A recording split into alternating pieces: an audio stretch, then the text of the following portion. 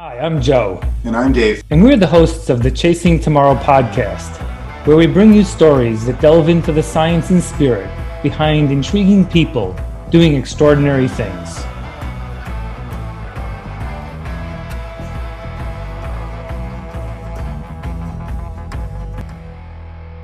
Welcome to the Chasing Tomorrow podcast. This week is episode 39. To say that I'm stoked this week is an understatement. I've got on the line right now with me one of my running idols. In 2018, me and the rest of the ultra running community all over the world were absolutely mesmerized when we were watching Johan Steene and Courtney Dauwalter duking it out down in Big's backyard, where Johan ended up taking the win at 68 hours running around Laz's backyard. 68 hours. That's 283 miles. So Johan and Courtney, just last year ended up running the exact same 68 laps, and they both hold the course record down there. And I can't wait to talk to him about 2021 and if he's going to be down at Biggs, and is Courtney going, and I'm going to go for sure. And I just can't wait to talk to him about that. Johan is also the World IAU 24-hour bronze medalist back in 2017. He ended up running a Swedish national record of 266.515 kilometers in 24 hours. That's absolutely brilliant. Want to talk to him about Vol State, want to talk to him about Barclays. This guy is an ultra running legend, and I am so excited to announce that we have Johan Steene on the call. Welcome to the Chasing Tomorrow podcast, Johan. Thank you so much. I'm so happy to be on. Happy that you will have me as a guest. Doesn't sound like me when you describe me like that. You seem so humble, right? Yeah, absolutely. This is a monster resume. Yeah, maybe. Very impressive. Johan, I always get this sort of the pleasure of starting the first question. And, often I think when we hear that kind of accomplishment over time, it's like sort of people see the end of this story, but don't fully understand how the story was written up to that point. And, I do think that many of us start not knowing what's possible with ourselves, our capability, what we could go after in life. So, you're from Stockholm, Sweden, or at least that's where you are now. So maybe a little bit of the Johan story, where you were a good runner in high school. Did you find this later in life? And then sort of like how do you end up, running for 68 hours, which we love. But yeah, just tell us the beginning story, if you would. I will try.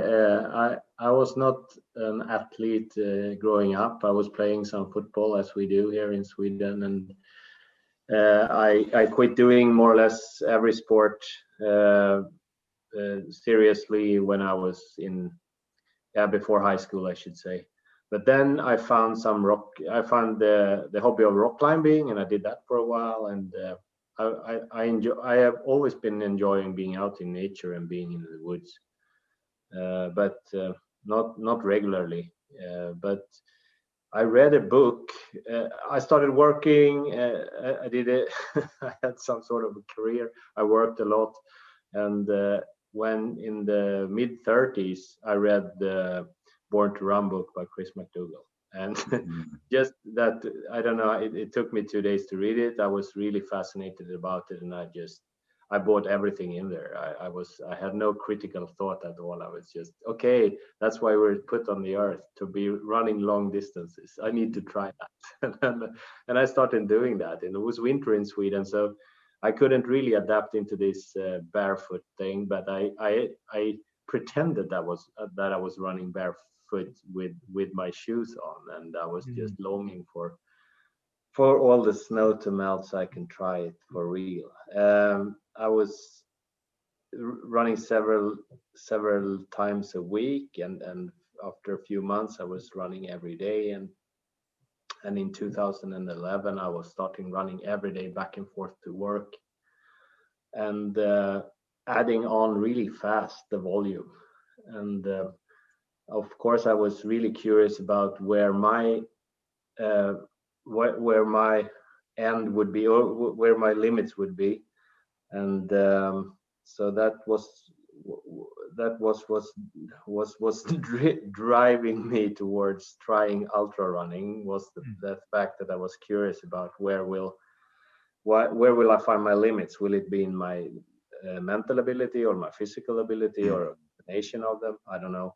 So I was signing up for several races, and since I was doing that, I was also trying to find races in the faraway locations where I would get an adventure as a part of that race. And I was just really hooked on the sport from the beginning, and it was never a competitive thing. I didn't want to be good at it. I just wanted to see how far I could stretch my own abilities. And so it sounds like curiosity, Johan, is the piece there. Yeah, have you always been were you a curious boy when you were a kid, a curious student when you were in school? I think I'm stubborn. I want to understand things. I stick with something until I get bored of it, and then I quit. But up until that point, I do it really, really much. And I think it's always been like that. And some things I don't get bored of, so I just stick to them. I don't know, but I like to understand how things work, and of course, I'm really curious about to understand how my mental abilities work, and what makes me strong and what makes me weak, and everything in between. What are the triggers to perform well, and what do you need to comprehend just to do well at long distance running, and or to when you do something for a really long time, what are the key factors to be successful at that? I mean, that's something that intrigues me. What have you figured out so far?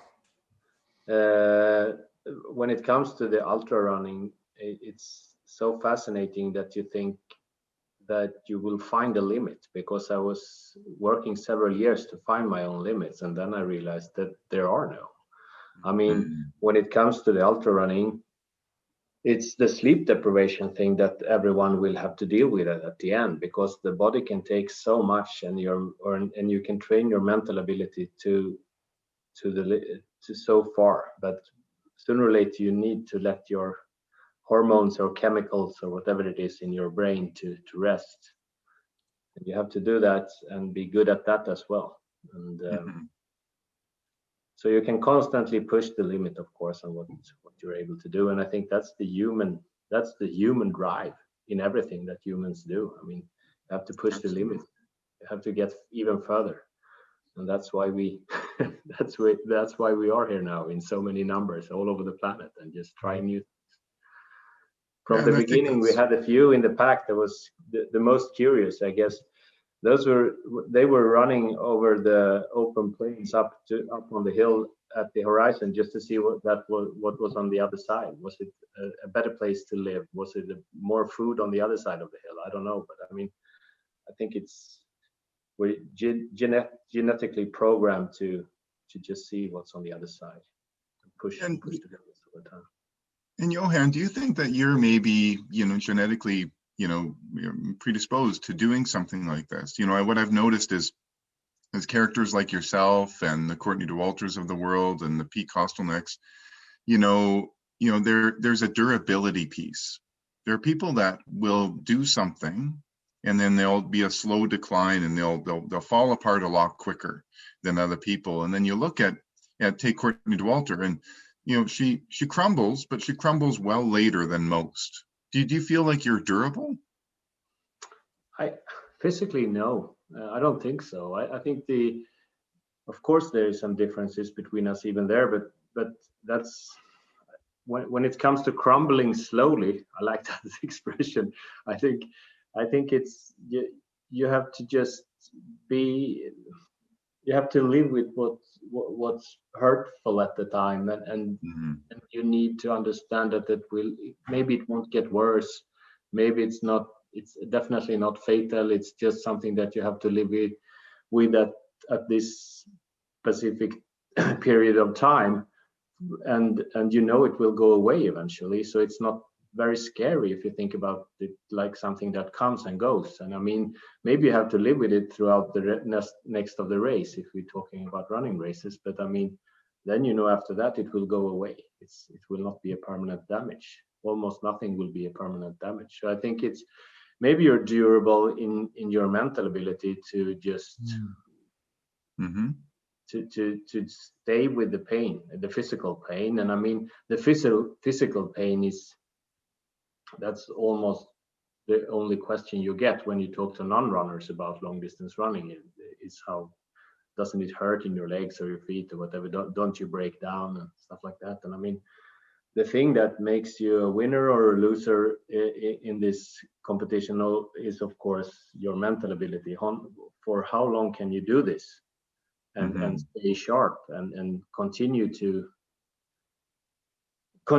though your thoughts constantly goes towards finding reasons not to continue. I mean, that's all the thoughts will, and I guess those thoughts will happen to the beginner runner and up to the world elite. Is that we can, when it comes to the long distance running, you can slow down a little bit. I mean, it happens to me all the time when I do the 24-hour racing, because it's a timed race, so you don't have a specific length that you need to do to finish. That means that the faster you run, the longer you have to the finish line, and that's abstract for your brain to comprehend, especially when you're tired. So if you slow down, you get the feeling that it's a shorter. You get the feeling it will be a shorter distance to the finish line, but you can persuade yourself that this is a good enough.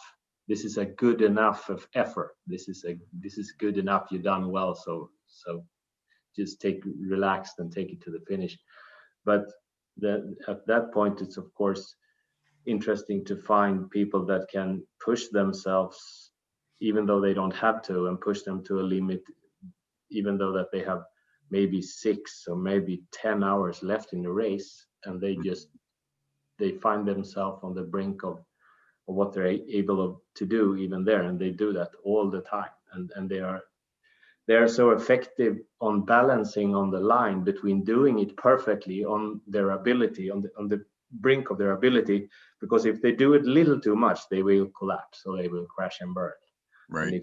And if they do it a little bit too easy, then it won't be a top performance. And I guess the best in the world, they are able to balance there on the brink of not falling down the abyss and not falling behind and stay safe. Yeah, so let's talk specifically about that, Johan. Like, so okay, you got you finished 3rd place in the World 24-Hour Championships. You're exceptional backyard runner. 24-hour runner. Full state. A lot of really, really long events.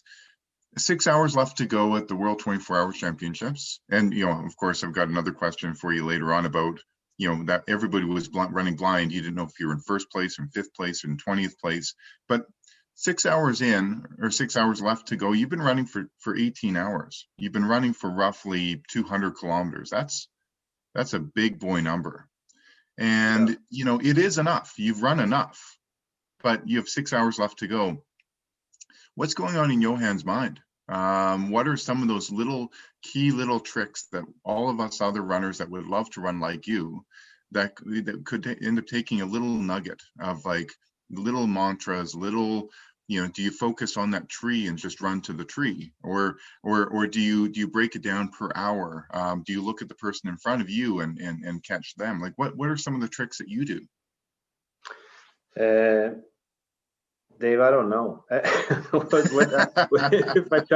If I try to remember in 2017, the 18th hour, I was really happy. As you mentioned, I was really happy with my performance up until that point. And if you can break 200 kilometers around that time, you know that you've done well, especially when you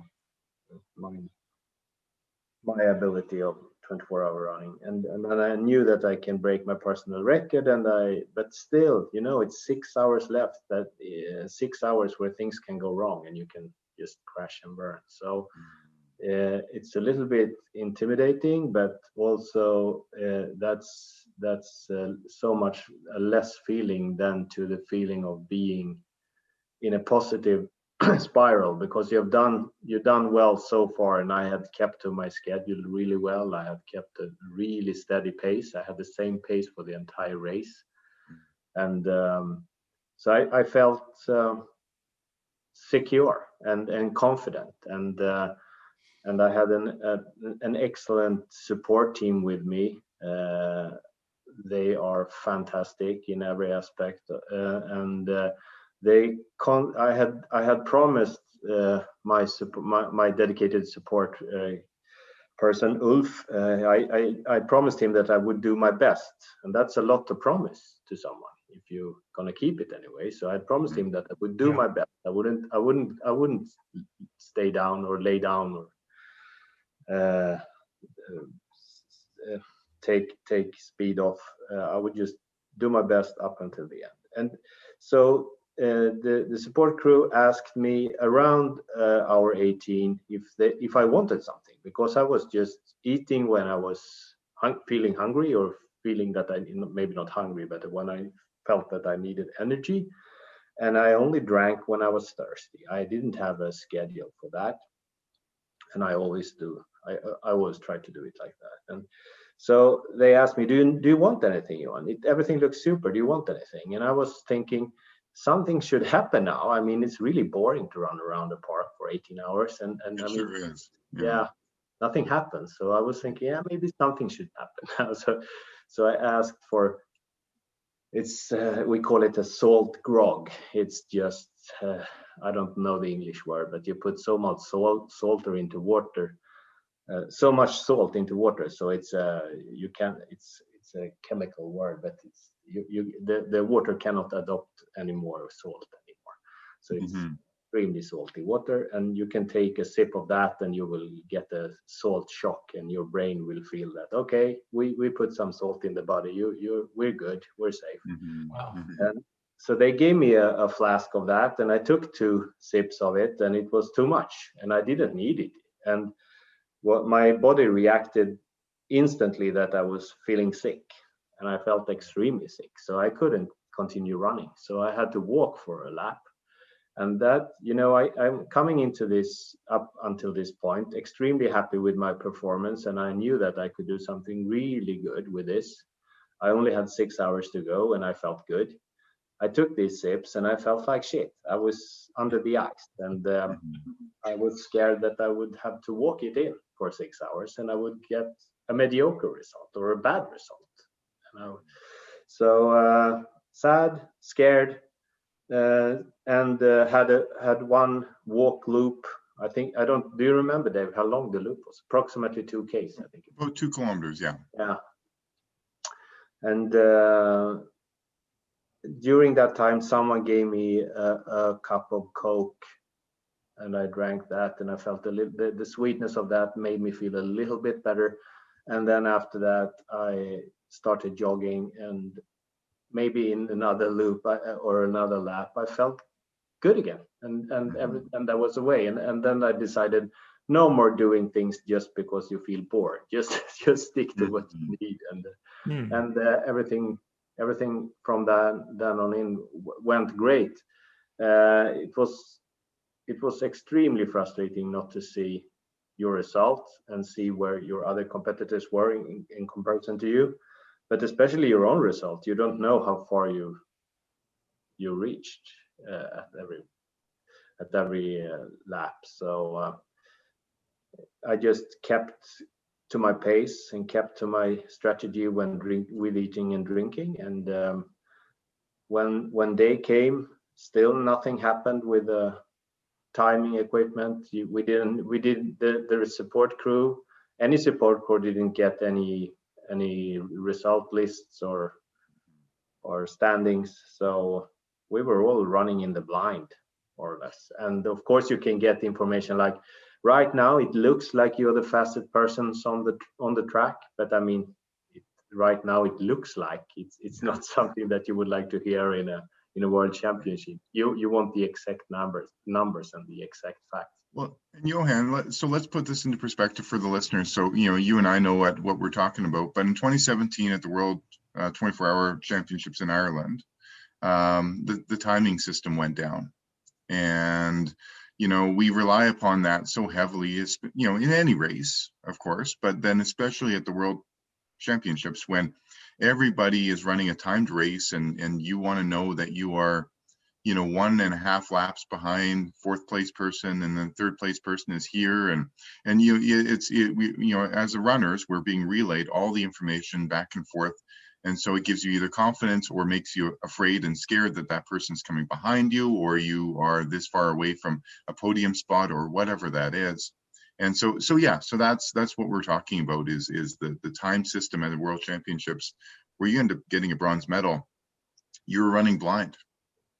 Yeah, and I mean, so were all of my fellow running mates or competitors in that race, and it was more frustrating to some of us than to others, of course, because that's also what type of mental person are you? What type of thoughts do you need, or strategy do you need for doing your best performances? Some people rely so much about that information that constantly get fed with the right statistics, and some people perhaps are more comfortable with just running blind. But no, it was really frustrating, and especially the last couple of hours when you were chasing placements. I mean, horrible. And also, as I said before, for me, the thoughts are always there that you can slow down just a little bit. You've done so well. You can slow down a little bit. My own voices keeps talking to me. Right. Just stay safe. Don't push the limit. If you push the limit, maybe you get injured. Maybe you don't. Maybe won't be able to continue. Maybe you have to stop. But if you stay on the safe side, far to the safe side, at least that you will get some more kilometers in. So you have to silence those voices and just keep pushing for the edge. So it's interesting, Johan, this sort of the intersection of the physical and the mental, and knowing which balances out more. When I ran in 2017, I ran a marathon on 6 continents in 6 days. And when I started, I wrote this note to myself. I talk to Dave about it all the time. The lows will be the highs. And I went looking for how bad could I possibly feel. I'm not going to sleep much for a week, fly around the world, try and run every day. And when I finished, I'm like, well, I never found that low. And of course there were moments that were there, but I think I had sort of defined out like some moment that probably happened, but the context was set in my mental state.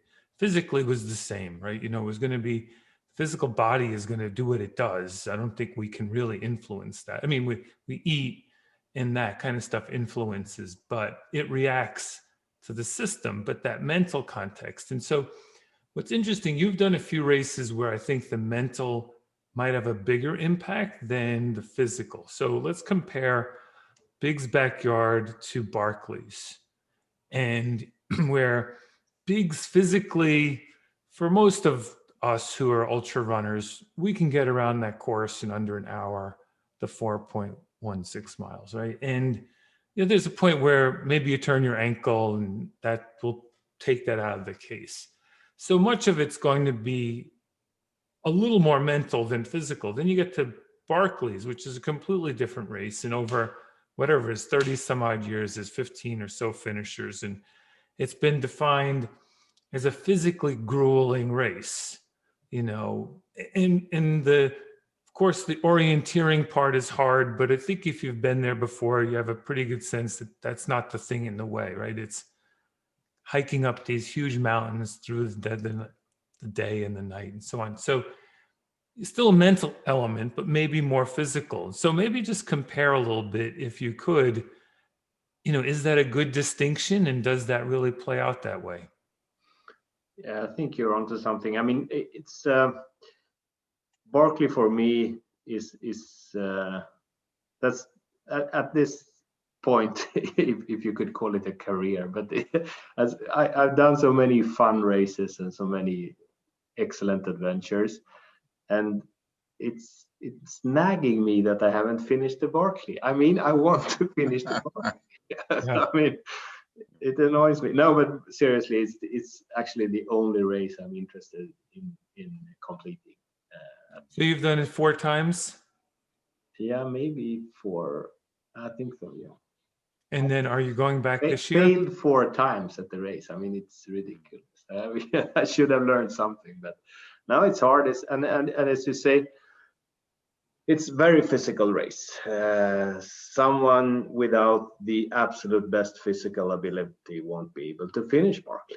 I'm sorry, that's how it is. It's just nothing that you need to have every piece of the puzzle in place. You need the mental aspect, because you will not be able to do that course when you're tired, when you're wet, cold, sleep deprived. I mean, and when your voices have started talking to you about quitting or whatever.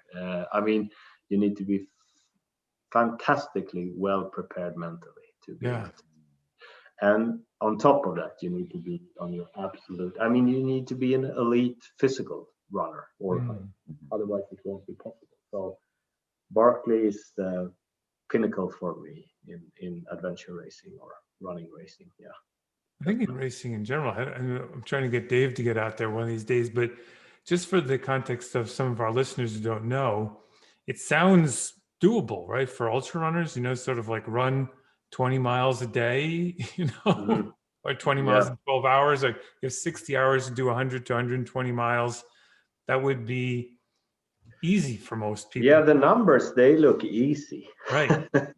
But then you have to find the you have to look at the elevation gain and drop, and then you have to look into the aspect on the orienteering. It's not really orienteering, but you have to navigate. You have to be really comfortable in navigating, and you need to be able to navigate in darkness and in mist and in snow and in hail and in fog and whatever. So I think you need to be, you need to love adventure, and because after a couple of days, or not even that long, it won't be so fun anymore if it's around freezing and raining and everything is wet and you're constantly chased by those 12 hours to complete the loop. Because of course 12 hours to complete 30 miles or whatever, 30 plus miles, almost any ultra runner can do that. But then you have to do it again, and you have to do it again, and you will not have any long rest in between those loops. I mean, it's a few minutes, you restack or repack your backpack and grab something to eat, and then you're on it again. And it's a fantastic race. When it comes to mental aspect, I was thinking about that. If we jump back to the 2017 World Championships, I started early, because it's also very, and it's an endurance race also for the crowds, right? For the ones that are there cheering on the runners. I mean, boring to stay in a park for 24 hours, just see people jogging really slowly, more and more crumbled to the ground throughout the hours past. And so I started early, just cheering back on to the audience, or whatever, the other support teams, and to people coming to the park to watch this spectacle. And when the morning of the finishing day, when the sun came up, they had somehow adopted me, which gave me, of course, it gave me a lot of energy, because they shared and did the wave and just screamed happy things to me when I passed them. So the last 2-3 hours were amazing. I was just lifted by all those spectators that was there cheering me on, and that is something that I learned from, well, I don't know, maybe you don't have to learn that, but someone told me in the beginning of when I started running races, I think it was in 2012. It's a British guy, fantastic guy called Robbie Britton. He runs for the GB 24-hour team, or used to do anyway. He said, Johan, please make sure to always give away positive energy to all your fellow runners and to all the Mhm. people that are standing around and watching you run, because you will have it back so many times. Yes. Oh, So I always try to do that, because it will be more fun for you and it will be more fun for everyone there watching as well. yeah. And Johan, just a little story about Robbie. Like Robbie and I are good friends, and Joe, we got to get Robbie on this podcast. Let's send him a text right after, All right. because I was at the World 2015 in Torino. You were there too, weren't you? Yeah. Yeah. And Robbie got, was it third place there or second place? Third or got third second. place. He was podium anyway. He was. Yeah. It was Yeah, fantastic. but he was the loudest guy out there, and he was smacking guys in the rear end and cheering everybody on. And you're thinking, like, who is this guy? But he is so full of. He, in fact, even ended up when at the in the stadium. It's a 2-kilometer loop course. You know, I was running with him for about 2 hours nearing the end, and he ended up even stopping. And he gave my wife a kiss on the cheek, and he said, "Listen here, sweetheart, you're attractive, your husband's unattractive. I think you could do far better." And he kept running, and I was thinking, like, who the hell is this guy? And, you know, you just take that energy and you think, you know, there's no doubt that this guy is a winner in life. And he could figure this out during a 24-hour, you know, boring timed event. You know, he's winning in life. You know, he's remarkable. Yeah. Well, there is this sort of phenomenon that says if you smile at someone, they have to smile back. They just can't not. And a friend of mine, an Aussie, told me, you know, when he runs and races, always smile. And so I was running in the Boston Marathon and hitting that Heartbreak Hill area, you know, these hills towards the end of the marathon. And if you go towards the sides and run up the hill and smile, like people just freak out in positive ways, and you're like, just helps get you to the top because they're excited because you're smiling. You're one of the few. Everyone else looks miserable, and so you really do get a lot back with that. It is a fascinating lesson to learn in this sport. Mm-hmm. Yeah, I mean, we all know it's a mental game. I mean, that's where you get all the fuel for doing this for so many hours. And if you can help that a little bit, of course you should do that. And if you smile, you will just stimulate your brain that you're happy. I mean, the brain is stupid that way, because as long as you just stretch your smiling muscles, the brain will think, okay, this can't be so bad. It should be okay right now. And then you can do. You mentioned the marathon. I did a marathon was it? I don't remember now. It was the year after the Boston bombings anyway. So I was in Boston doing the marathon there, and it was the crowds were huge. I don't know. It was fantastic. Everyone has just come to show their sympathy for the race and for the runners. And I decided that maybe I need some extra boost here. So my wife bought me these really, really nice sunglasses shaped as this, you know, like parody sunglasses looking like stars, glittery stars, 70 rock stars sunglasses, you know, yellow with sparkles on them. And then I had I don't know what's it called, this sweatband you have that tennis players had in the 80s. Yeah, whatever. I had one of those in the Swedish colors looking like Björn Borg, and I had my long hair out and I was running like that, and I think I had a Swedish flag as a cape on my running singlet. So I looked really spectacular, and all throughout the course, all the crowds were shouting like, "You go, rock star! Yeah, you're the rock hero!" all the way. Yes. For 26 miles. I mean, that was an extra boost. I guess that was probably that was at least 5 minutes on that time, I guess. Yeah.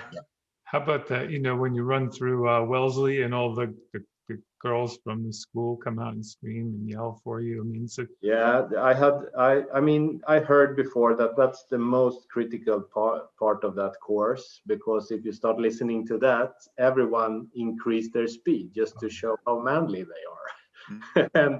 and so many great runners has failed there. So decided to think about that and take it really slow and just enjoy the screens. That's it. It's a beautiful thing. Yeah, Absolutely. but it was interesting to see because the pack that I was running with, they all sped up at that hill. They all sped up. I was the only one that kept the pace. And after a while, after a few kilometers, I was passing them because they were tired. There you go. See, good strategy all the time. Yeah. Absolutely. Are you heading back to Barclays this year? Or what's I was hoping to do that. I mean, I'm really looking forward to it. I missed it last year, as you know, for the corona, and now this year as well. The travel restrictions were too harsh, so I couldn't find a way. Not at least not a logical way to do it. So I decided to go, and hopefully it will be there even in 2022 for me to fail at. I need that to come and fail at. No, I definitely, I really would like to give that a real good shot. Absolutely. Yeah, and Johan, we were talking to Katie Wright a few weeks ago, and then Will Hayward, who got second at Bigs last year in 2019. And and myself, I would love to nothing more than for the travel restrictions to be lifted. In Canada right now, I don't think it could happen, but I think that our numbers are looking better and better, and travel restrictions are lifting all over the world, it seems, in the next many months. And so, yeah, let's start talking about Bigs 2021. I would like nothing more than, you look at that start list, it's ridiculous. It's a stacked list. And I would love nothing more than to toe the line with you, and I think Courtney's planning on being there, and everyone is lining up to go to Bigs. Is that on the schedule for you?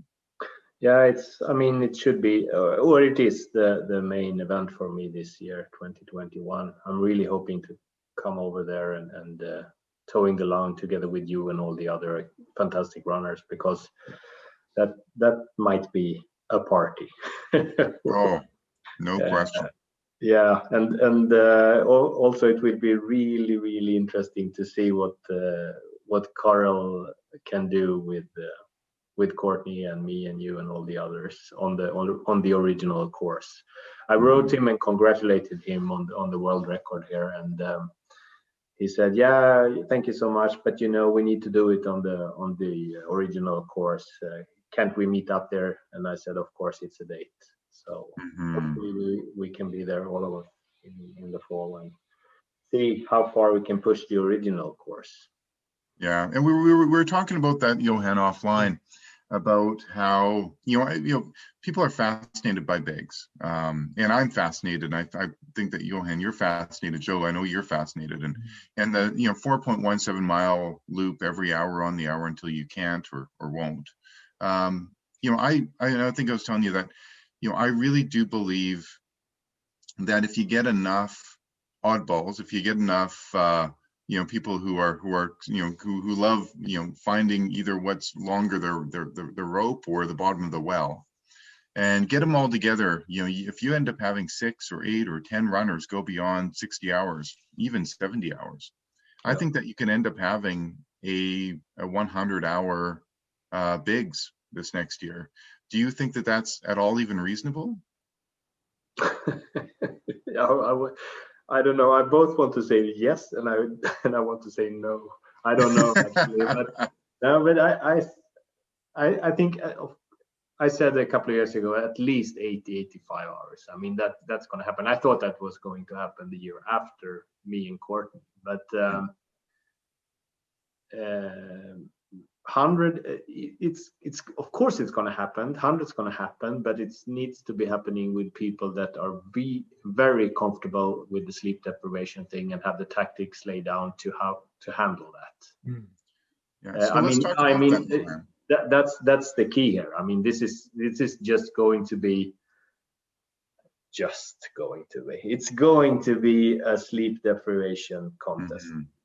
So Johan, I'll kind of explain my tactics. Last year, in that I really do think that speed is rewarded on a course like this, especially during the night, when the sun's down and you're running on the road. You can open up a little bit, You don't have to worry about foot placement. You can just zone out and run out and run back. And I know a couple of my loops were 35, 37 minutes. And that's a bit quick, but even coming in at 40 minutes, it allows you 20 minutes to be off your feet. And as long as you have a routine where I would come back and sit in my chair and lean back, and my coach would put earphones in my ears, and it was the white noise and blank out and he would say nighty night, and I always knew that he would wake me up right before the second whistle. And I always thought, I'm not going to fall asleep, but I ended up, I guess, falling asleep almost every hour. Yeah. And I really do think that when it comes to going long, having some sleep early on, especially over the evening, you're getting 3 minutes here or 5 minutes there, I think it really will help with running beyond 60, 70, 80. Would you agree, or would you have any sleep strategies? I totally agree. And I think as in 2018, I came in late to the race. I had travel trouble. So I was really tired when I started the race. So I could start sleeping more or less from the first loop, just going onwards. So I slept not all the loops, but more or less from the beginning. And I think, of course, as anything else that you do, you get used to it, or you get the hang of it. So if you learn to fall fast asleep and you're comfortable with that, and that you have a good support that will wake you up and take care of you, because you have to do all the other things as well. Take care of any chafing, take care of energy, take care of liquids, take care of everything like that. And in the day loop, you don't have so many minutes to spare, right? It's a little bit tricky there, and especially when you get tired on the second or the third day. So you have a few minutes to eat, drink, and then you need maybe 2-3 minutes to sleep. At night, I totally agree with you. Speed up a little bit, not only to get the sleep in, but also to change the different type of muscle groups that you use while running. So you can refresh, the day muscles or day ligaments a little bit. I think variation here is good for the body and also for the mind, because even though that the night loop is extremely boring, it's an out and back on asphalt, still is something different. And it's just, you count down the 12 hours, and then you're back at the day loop, which is my favorite. And there you have all the trees and the rocks and the cliffs and the jumping and the turning, and that's funny, at least for a few loops, and then you start counting them down as well. But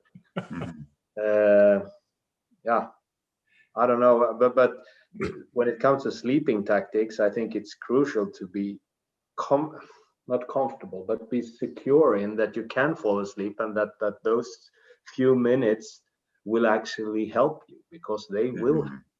And then at night, of course, have a few extra minutes, because that will be crucial if you're going to go 100. I don't know, Dave, go 100. I don't know what it will take, but it will take good. It will definitely take good sleep tactics. Definitely. Yeah, and I think it'll back to even what you were saying about the positive nature, smiling, laughing, telling jokes. My thought is myself, Courtney, guys like Gagnon, being out there and taking turns telling jokes. I think that it's going to take a team approach in order to crank out though, and then you not let somebody else quit. You drag them along for a loop. You need someone else who's going to be equally committed, sleeping as well and prepared as well. It's probably one of the most unique races in that way, because if you're trying not just to win, but to actually move the record forward, you need other people who are similarly committed to that level of execution. And so, you could end up having, as we've seen, one of these races, a backyard format could have a 30-hour finish or a 70-hour finish. It sort of all depends not on the person who can go the farthest. It's on that next person. I mean, I think as we all know, Lass has put a lot of thought and really crisp thoughts into this, and Yes. also when it comes to just giving the credit to the assist, the person that gives the assists to the winner. I mean, that's crucial, of course. Otherwise, we won't see these spectacular records Yeah. beat.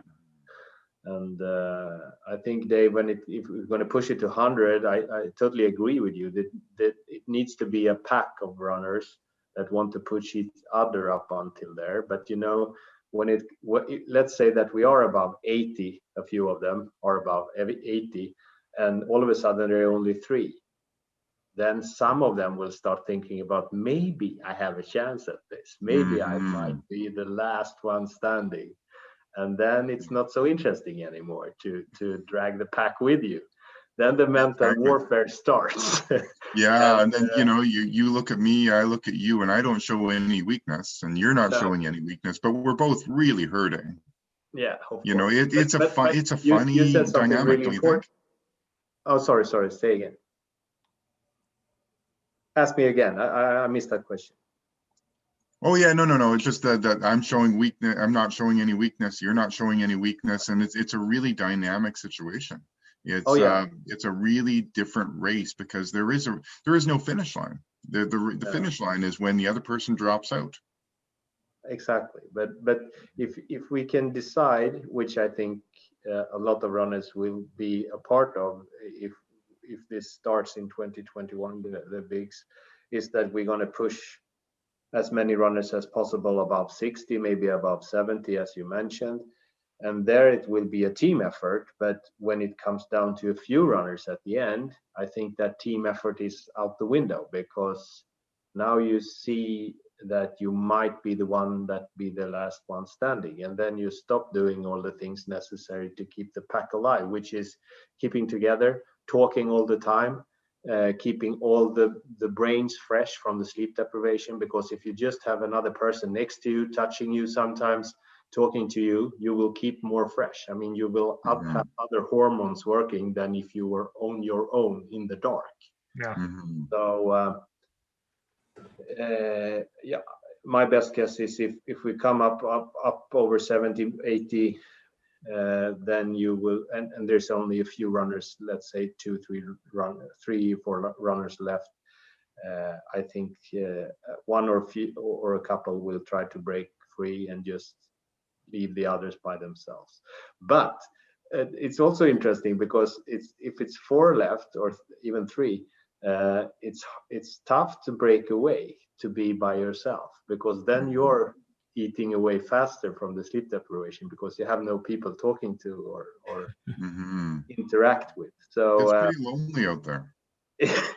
and the loneliness is what comes and gets you at the end. I mean, when I was doing the race in, I think it was 2014, with Jeremy Evil, we didn't know each other, and it was only him and me left in the race on the second night.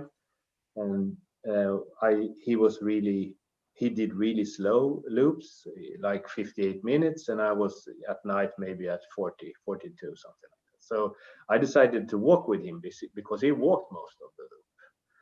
And I said, okay, this is more fun. We stick together and we get to know each other and we have a good time. And that was, we both agreed, this is a great idea. So we did that for like 6-7 hours, and then we had really fun, and we didn't race anymore because we were out just walking during the night, having a conversation. And then it came to me that we cannot continue doing this because we will just keep on going and going because we keep each other awake. So I broke off and did my race, and I said that it's just I will do it the way I had intended, and you do it the way you intended, and we'll see what happens.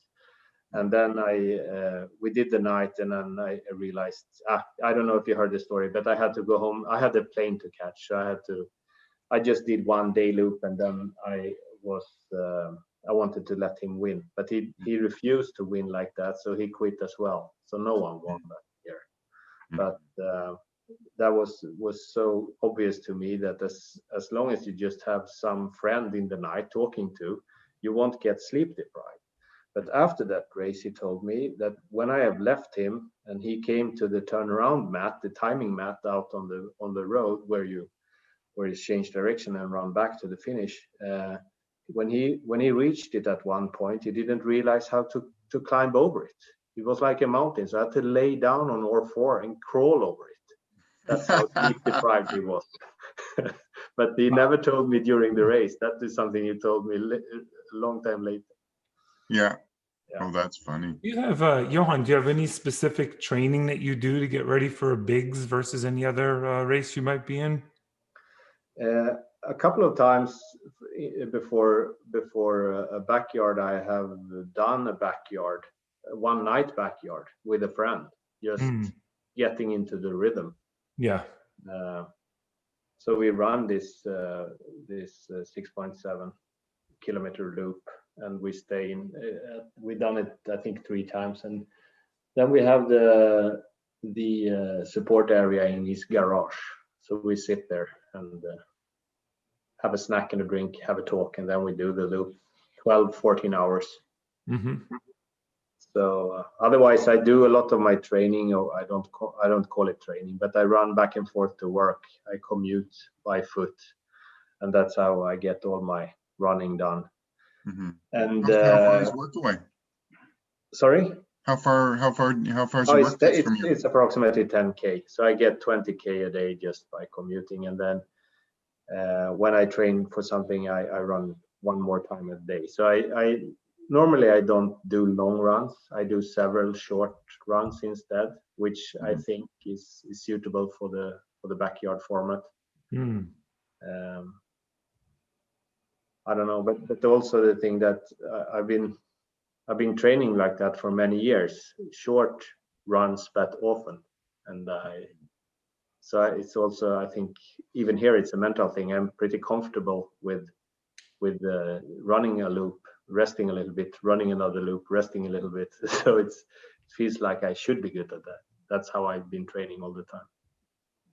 Yeah, and something you were saying earlier, Johan, about you battling the voices in your head about the enough. This is enough, and myself, I that's my biggest demon as well too. I have a hard time kind of quieting those and the further you run, or the faster you're running, or when you're climbing a hill, it's the voices get louder and things, and so I think there is a special skill that you end up learning through Barclay or backyard or 24-hour or 200-mile races or whatever that is, where you can end up it's not that those messages of enough ever go away.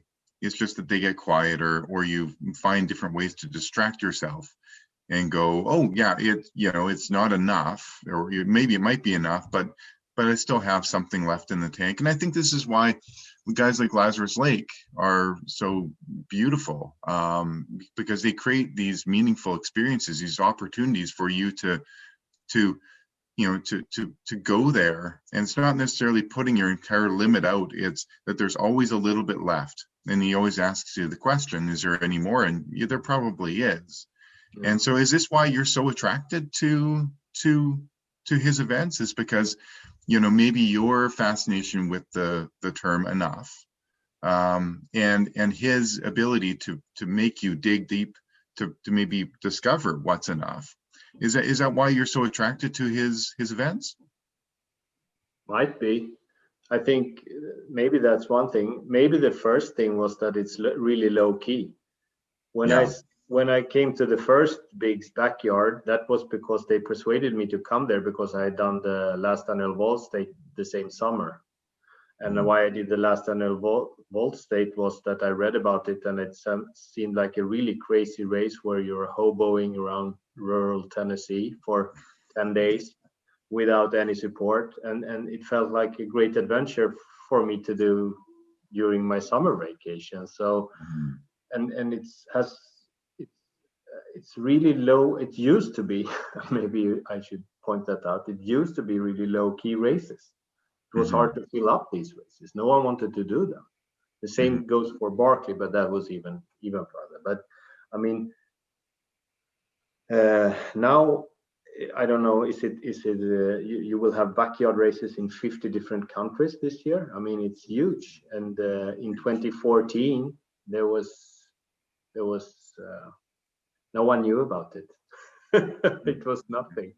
So it is evolved really fast. And but I think the last races, they have done so much for me when it comes to pushing my own boundaries and to finding my own limits and to meet new people, getting so many new friends that I love. And yeah, I'm so happy that I decided to go to the first race for me that last made was the last annual Vol State. And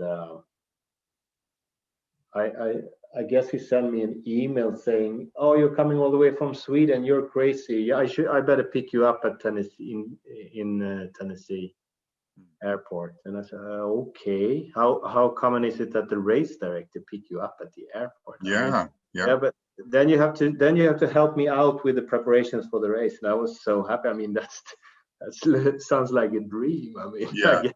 yeah. So that was the first encounter with Laz, and I mean, I just love the guy. Oh, yeah, an incredible man. Yeah. You know, we had Laz on early on, and we called him the diabolical hillbilly from Tennessee.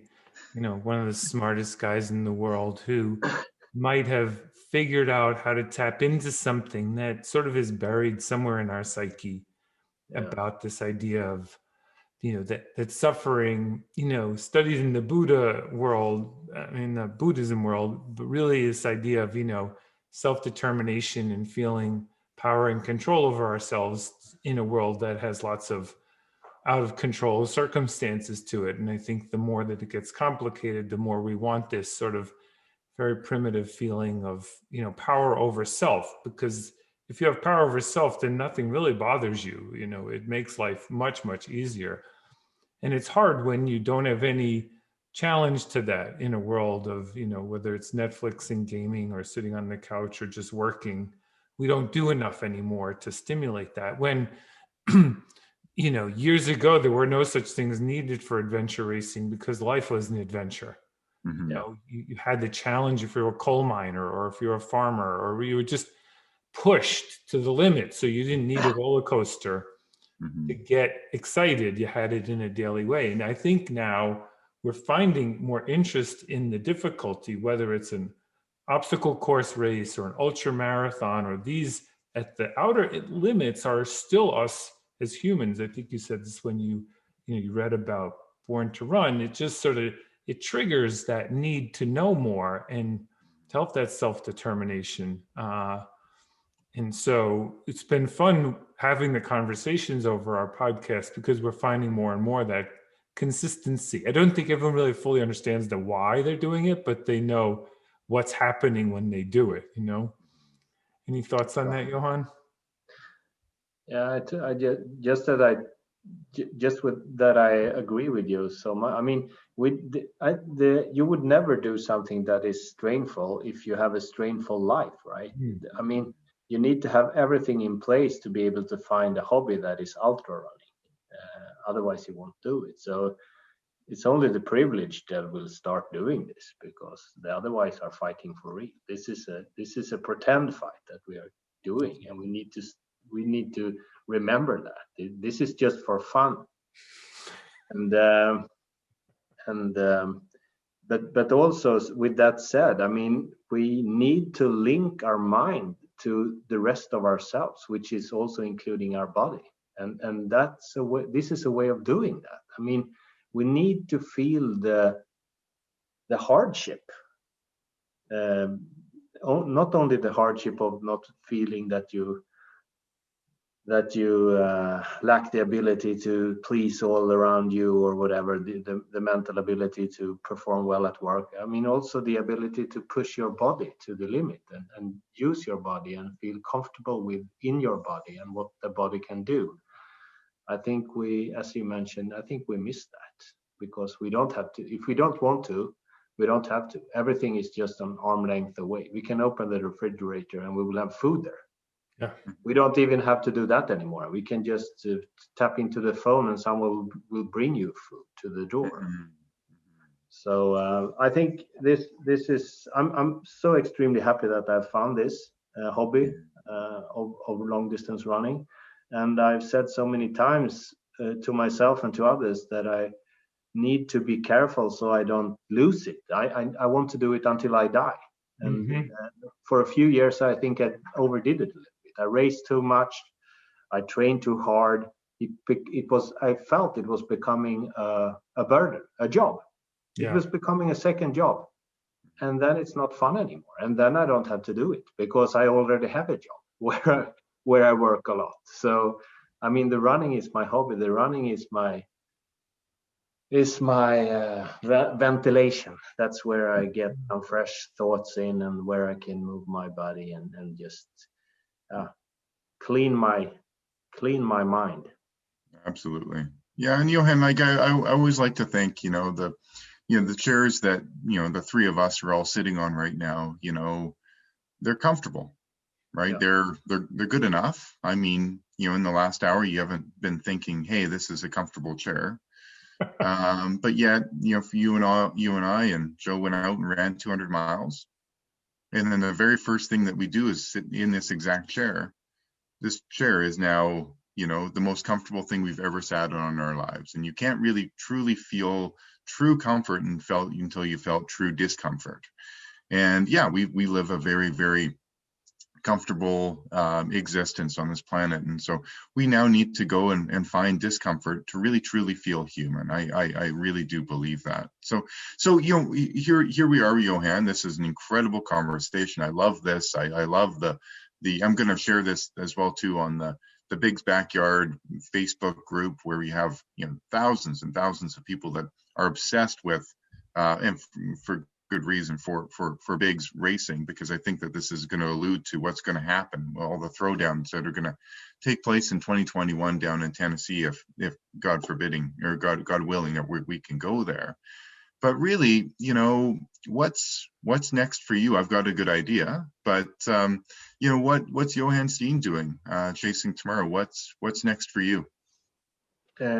Right now I work a lot. I think it came from the pandemic. I mean, no travel, no adventures, no real traveling vacation with family. So it's been a lot of work the last year. Continues to be a lot of work, and that's fun, because if you do something a lot and you and you get good at it and you have good co-workers, then it's fun. So that's fun, but also longing for the big races and for the big adventures. And my main target for this year is to get to Tennessee and to Big's in the fall. I'm really looking forward to that, and that it will be a real nice competition. And after that, I'm hoping that I will have a spot in the Barclay in 2022, so I can fail again. I mean, no, I won't fail. You're not going to fail. I will fail. But it's fantastic that when it comes to last races, I always feel ashamed when I'm not performing well, both for him and for all the other fellow runners. I feel, because if you take up a spot at his races, you have to earn it. I mean, you have to have to lay your everything there, because it's so many people that would like your spot. So you have to really, really do your best. Yeah, I couldn't agree more. Count on you doing that for sure, Johan. I think you you tapped in for us today. We say the science and spirit behind intriguing people doing extraordinary things, and you fit the category very well. Thank you. It was really a pleasure talking to you. It was really interesting. Yeah, thanks. And we'll see you in the fall. We're gonna make sure we have lots of vaccines done here. We're on a good path right now in the U.S., so we should be in good shape very soon. Very good. Looking forward to see you guys in a forest somewhere doing many loops. All right. See you in October, Johan. Thanks, Johan. Have a great day.